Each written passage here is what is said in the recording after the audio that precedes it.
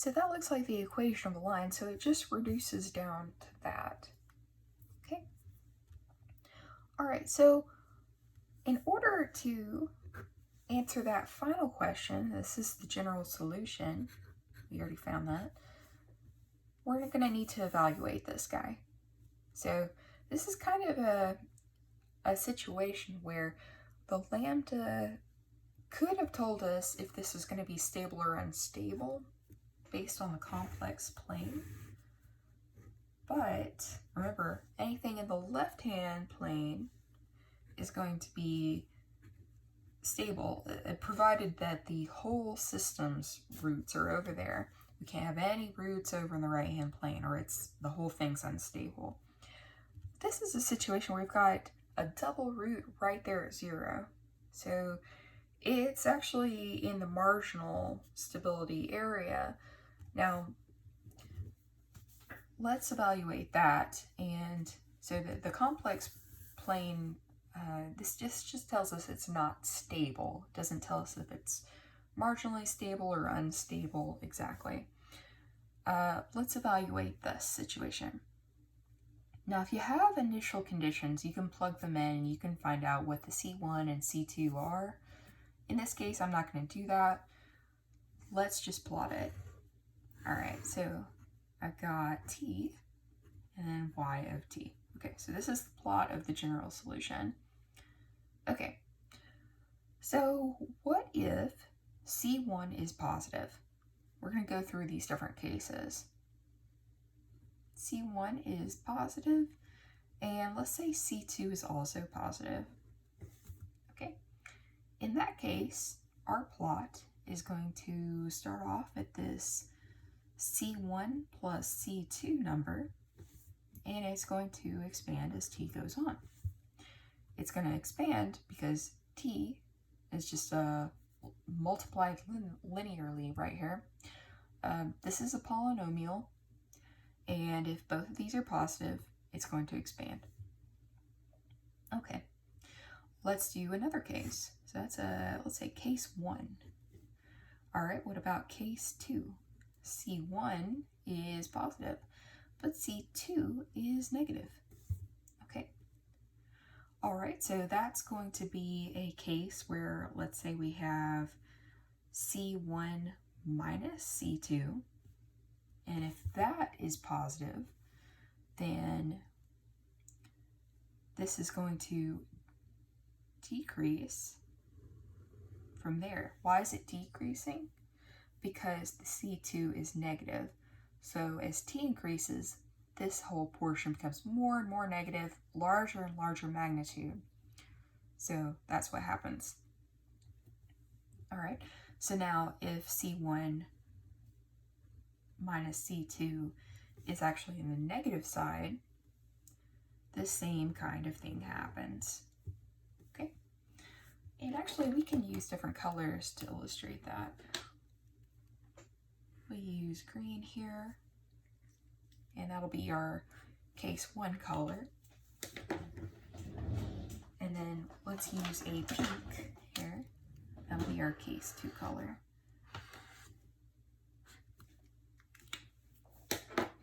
Okay, so what about the case 3? C1 is less than 0, and also C2 is less than 0. Okay, so we have a very similar thing happen as to the positive case. I'm going to put C1 plus C2 down here. They're both negative, and it is just going to be a case where this decreases. Okay, we'll make that blue. How about that?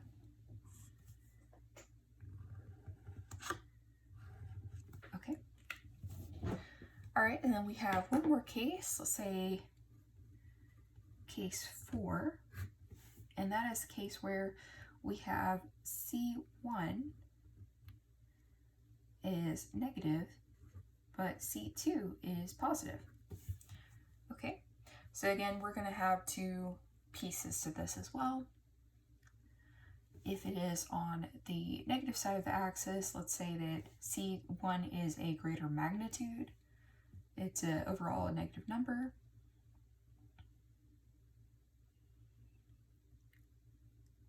And I really should have written positive here. I was just thinking negative number. So C1 plus C2 happens to be a negative number, but this is positive. So at some point, it's going to cross that axis, okay? Even if it were up here, it'd still increase. Okay, so let's make that orange. So in this case, just like that. Okay, so now, without knowing C1 or C2's values, we've covered all possible cases. We, of course, are leaving these arbitrary on the axis, but we know the direction of expansion. So looking at this, we can see that there is no case where this is actually going to be stable as long as C1 and C2, both of them, it requires both of them to be 0. If they are not 0, this is going to be unstable. Okay, so that is our answer for the stability. So it's unstable as long as C1, C2 are not equal to 0.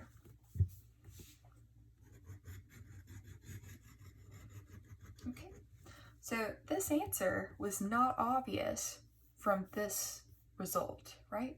So we are, of course, we're in our marginal stability kind of zone here.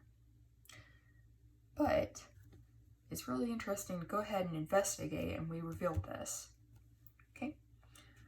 All right, so let's look at one more example.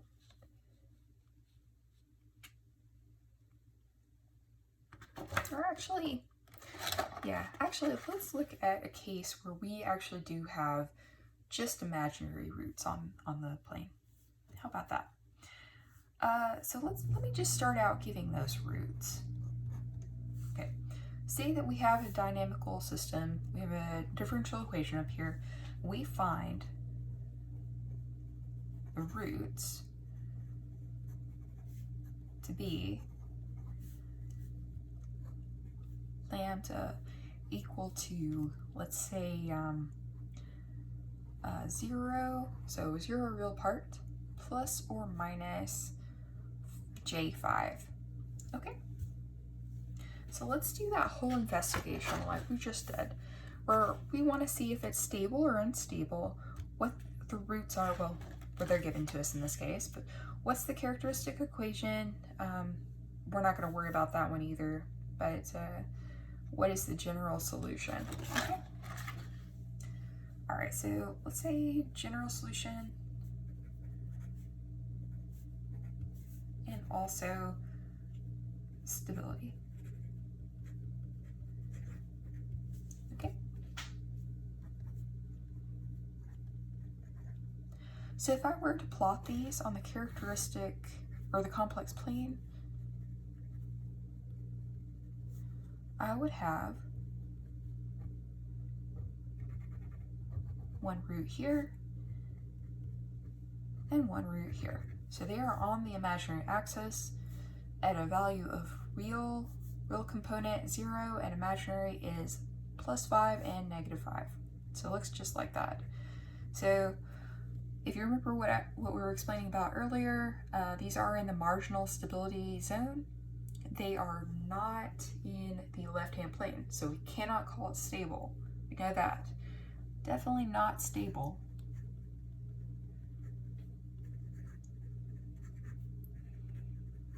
But is it marginally stable?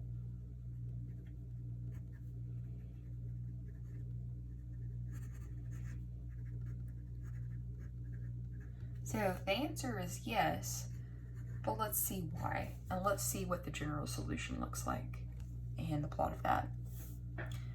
Okay, so if we think back to our solutions, we had our 3 different types of solutions. The complex solution over here looks like this. We had that 2c e lambda t cosine of the imaginary part times t. All right, so that's going to be 2c e to 0, So I'm going to go ahead and just not write that part because it's a 1, times the cosine of the 5 times t. Okay, so that matches exactly our solution here in the complex roots part, but remember here our lambda, our real component is 0, so this would have been a 1. Okay, so we can plot this.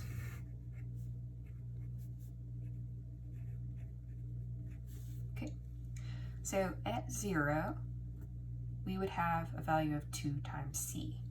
Okay, so let's say that the case of c equals a positive number and the case of c equals a negative number. Okay, so we'll mark that with a pink and a blue on our plot. Okay, so let's say that c is positive. That means that we're going to have a 2 times something. It's going to start out up here, and with this 5 times t, we would have this kind of curvature.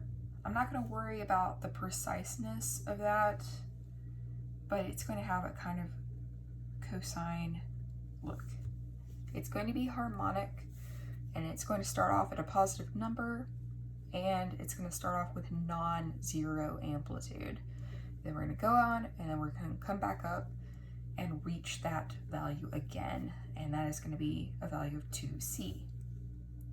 This down here, the negative portion, would be a value of negative 2c. Okay, and so that is going to be pink for this case. All right, we're going to have exactly the opposite case happen if we had a negative value for c. And so I'll highlight that in blue. Okay. Now the criteria for our stability is that stability happens with a decay to 0 as t increases, as we mentioned before. So y of t goes to 0 as t goes to positive infinity. So as we increase t, we expect a decay to 0 at some point, either from the negative side or the positive side. It's just going to 0. Okay? Marginal stability happens when you are bounded.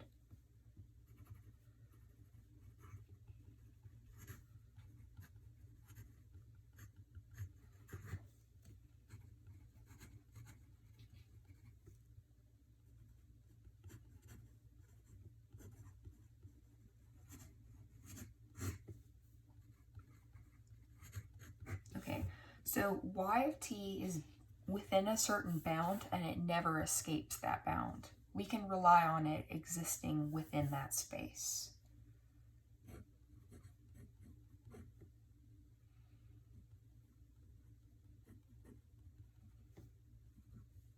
Bounded region. Let's say as t increases positive infinity side. Okay, so we might have some decay at the portion, at the very first part. But as time goes on, we are definitely within a bounded region. Okay? All right, and of course, instability is when we do not meet either one of these criteria. So that would be the case of, well, if we're not bounded and we're not decaying, then we must be expanding.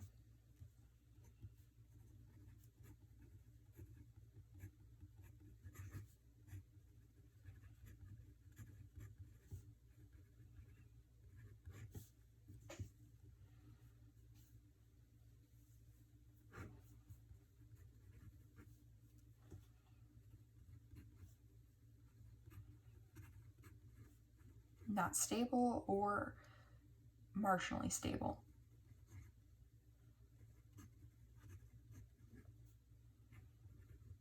then therefore the only other scenario that's left is expanding, either in the next negative portion or the positive portion, that way or that way.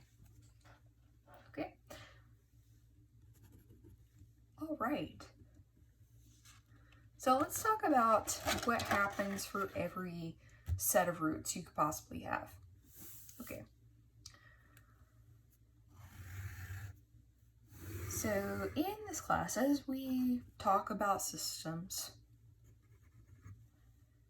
you will have, let's say we've already talked about this case right here, where you have the zero origin kind of case. And in that case, you will, in some linear type of fashion, expand either from the negative side or the positive side. It will expand. Okay? And it will expand with a different, say, here I drew 2 roots. That is the example we were talking about.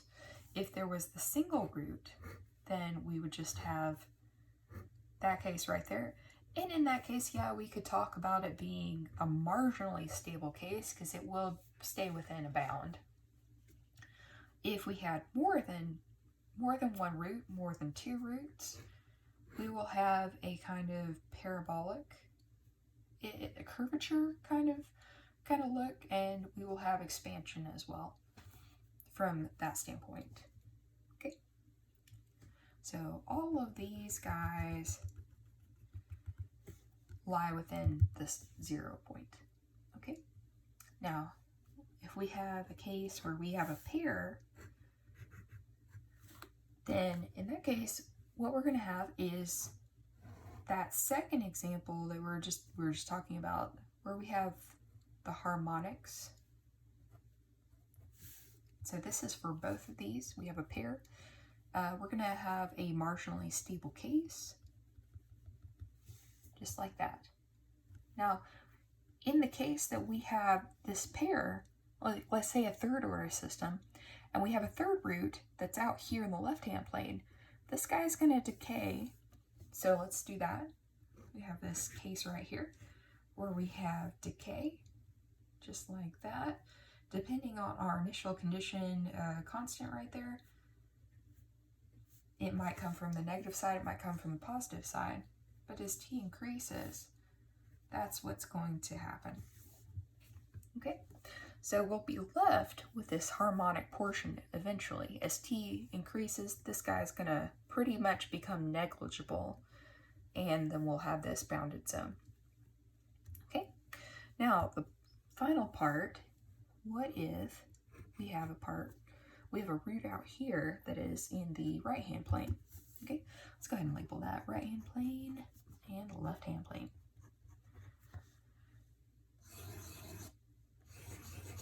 Okay, and as we've seen in our first example, this will increase. Okay, so make sure that you identify in your mind instability, unstable as growth. It can be exponential, it can be linear, it can be parabolic, any kind of way, but it's expanding as t increases in some kind of direction. That's unstable. Stability is where it's actually decaying. It's doing the opposite. Okay, it's going to 0 as time increases. Okay, those two things, very different, big distinction. Not necessarily needing a control here, depends on the problem. We may need to fit some kind of a restriction, and in that case, we could possibly still need a control. But if the goal is just to stabilize a system or not, if it's already stable, you don't necessarily need a control. If it is unstable, you'll need a control to stabilize it. Okay, hopefully that makes sense. Okay, and these are all the cases you could come across, all the distinct cases. Now, there may be combinations. Let's say you have imaginary roots, but they're out here in the right-hand plane. Let's do that case. Now I'm going to go ahead and circle these guys so they stay together as a pair. All right. So in that case, we know it's going to be growing, but it has harmonics because it is complex. Going to kind of look like that. And so you can show the growth by a dotted line, just like that. Okay. What about the opposite case? We have a pair of complex roots over here in the left-hand portion. Okay, again, dotted lines show that they go together. All right, these guys are going to decay. And they're also going to decay in a similar fashion. You can show with a dotted line, show that decay, make it really clear so as T increases. Okay. Anything that has a complex portion is going to have that harmonic, that wiggle right there. So you can see it in both sides.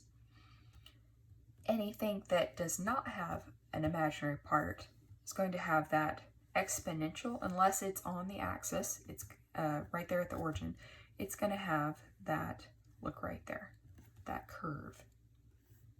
Okay, exponential portion. And you can work that out with the math just as we did in our examples. Okay. All right, so we have so far learned a bit about stability, marginal stability, unstable cases. So what happens if, let's say, the difference between a stable case that is like out here, let's say this is a lambda 1, and we have this lambda 2. What will be the difference between the behavior here versus the behavior here? Well, if you work it out, and here's an example, let's say that we have yt equals c e to, I'm just going to do a first order case here. Let's say that is at -4. And then let's say y of t, let's call that 1 and 2. E to the -10t. Okay. So the differences between these two plots, and let's say we'll have this case in orange and this case in green.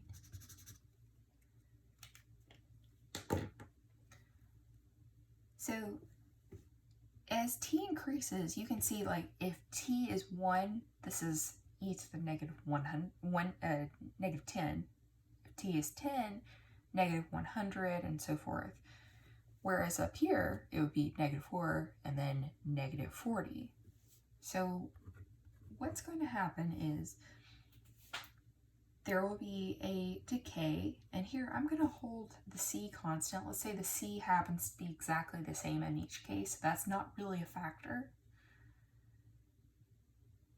But one is going to decay much faster than the other.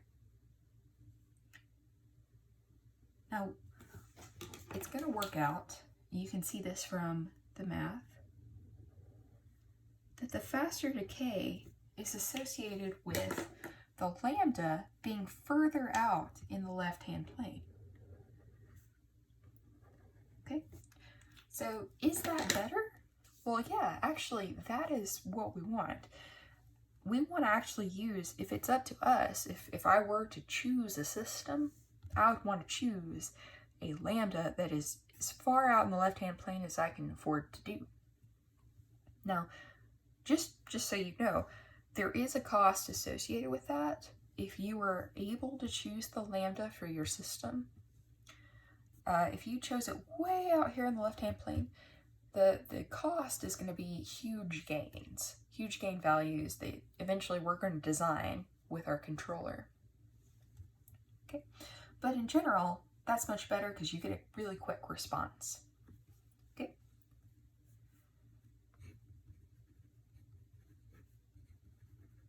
So just like that, faster response with lambda further out.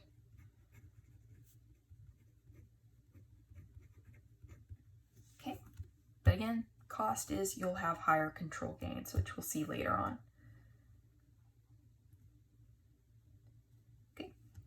All right, so to conclude what we've been talking about with stability, quality of stability,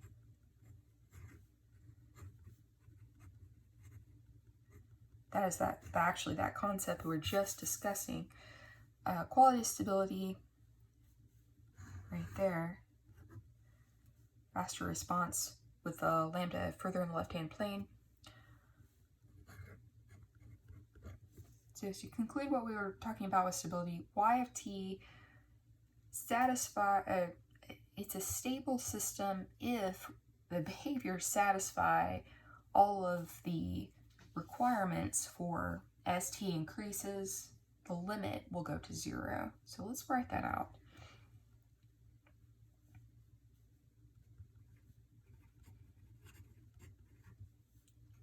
Let's say if and only if, again,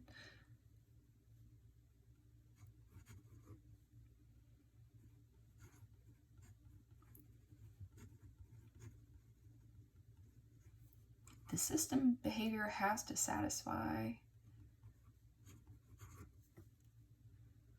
the limit as t goes to infinity from the positive side, of course, because time is only going forward. We can go back as far as we know. So we don't graph negative time. It goes to 0.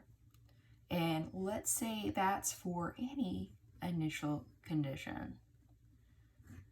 So really, it's nice if we can work out what C is, but you'll notice that every time we don't know what C is, I'm always making sure to cover all cases. So that's very important. We can't have a system, we can have a system that is stable under some conditions, but it's actually not very useful for us. We want to cover every case. It's not universally stable in that case. So the limit for it has to be true for all initial conditions. Okay. All right. So moving forward,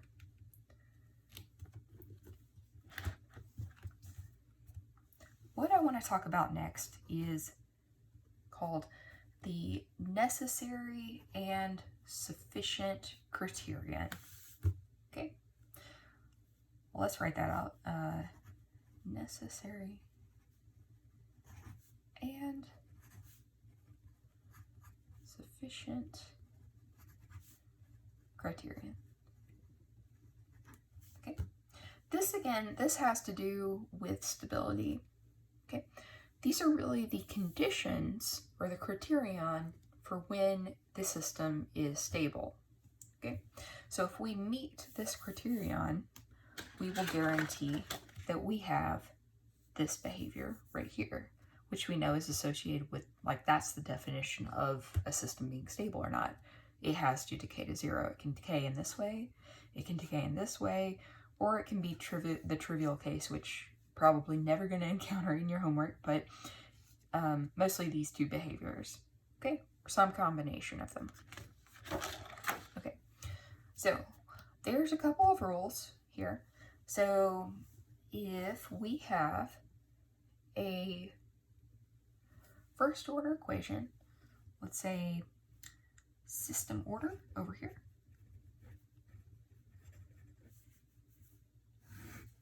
and let's say that's n, so n is usually the order of the system, equals 1, 2, and 3. Now, of course, you can have systems that are a higher order than this. We will talk about that actually in the next lecture and how to categorize them. And you're going to want to use something called the Routh-Hurwitz criterion. The Routh-Hurwitz criterion is actually where all of this comes from, but it's kind of overkill to go through it all. We'll go through it all for these trivial cases, but you don't need to do it. So for systems of order, especially 1, but systems of order 1, 2, or 3, you can look at a system once you know this and recognize what the necessary and sufficient criterion is. Okay, so let's say I have a system that looks like this.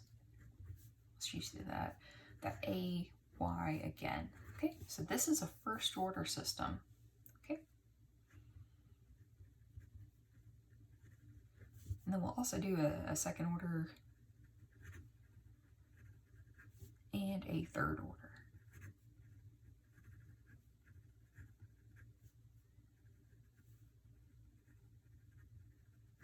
Okay. All right, so the criterion for this to be stable is A has to be greater than 0. So what happens if A is greater than 0? Well, for this first example, let's work it out with the characteristic equation. So for this first example, the characteristic equation would be lambda plus A equals 0. Okay, that would mean that the solution for our problem, our value of lambda, first of all, lambda equals negative A. So our solution, our general solution, would be c e to the negative a t.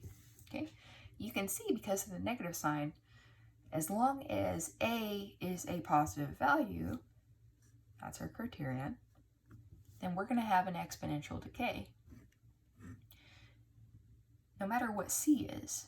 If c is positive, we're up here. C is negative, we're down here. And if c is 0, then the whole thing is 0.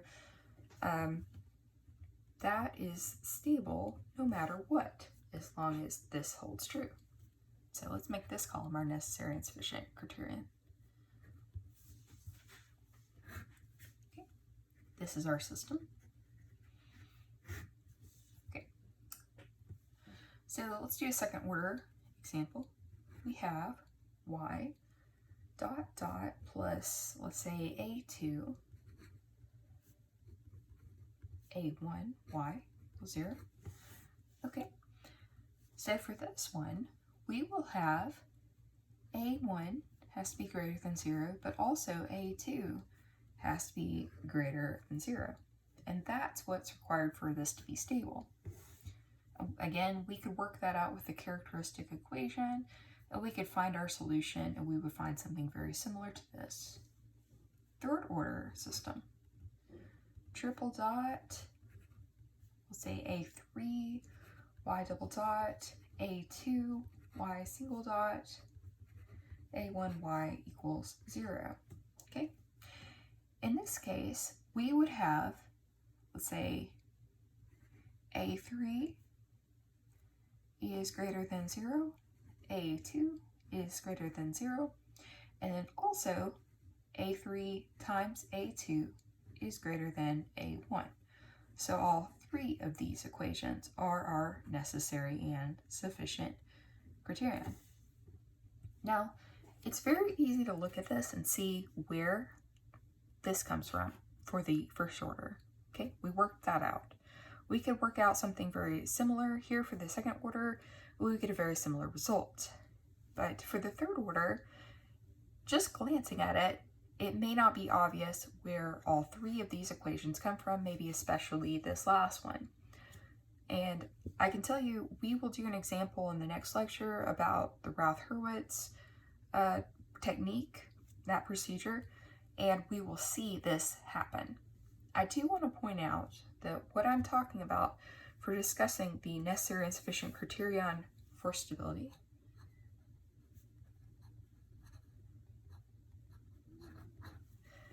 I'm actually showing you systems that are monic. Okay, so it's a math term, monic, but that just means that in a polynomial, that the leading coefficient here, right here, right here, or right here, is a 1.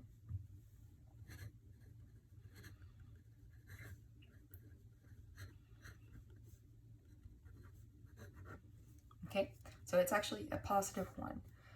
That sets the necessary and sufficient criterion just like this. So if this were a negative 1, this would be different, and all of these actually would be different. The signs would be different, okay? So what we want to do, and actually all of the equations that we've worked out in this lecture so far, they've all been monic. Okay. In general, this just makes things a little more convenient. It isolates you to a particular case, especially if you have a constant that is, say, arbitrary.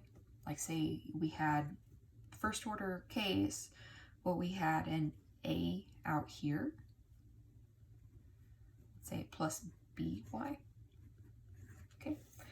I can't automatically say that my necessary and sufficient conditions are b greater than 0.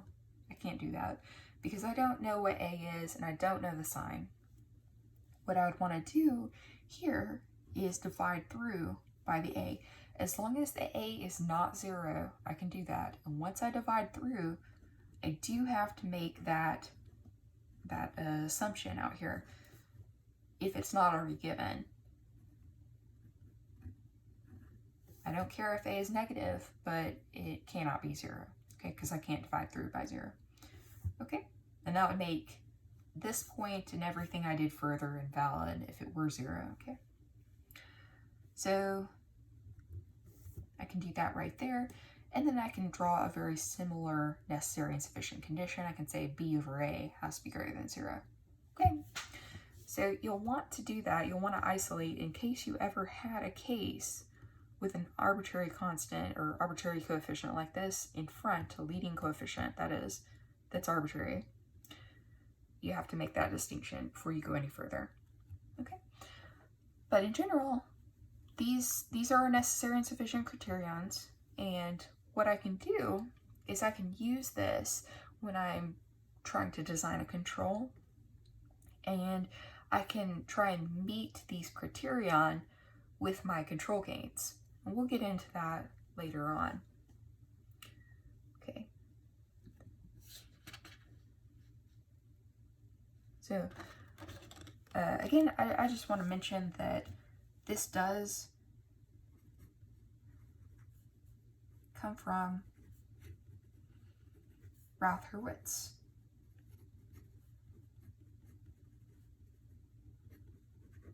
Okay. And you can always go back and perform Routh-Hurwitz, which we're about to talk about in the next lecture. And you can always go back and determine what these are.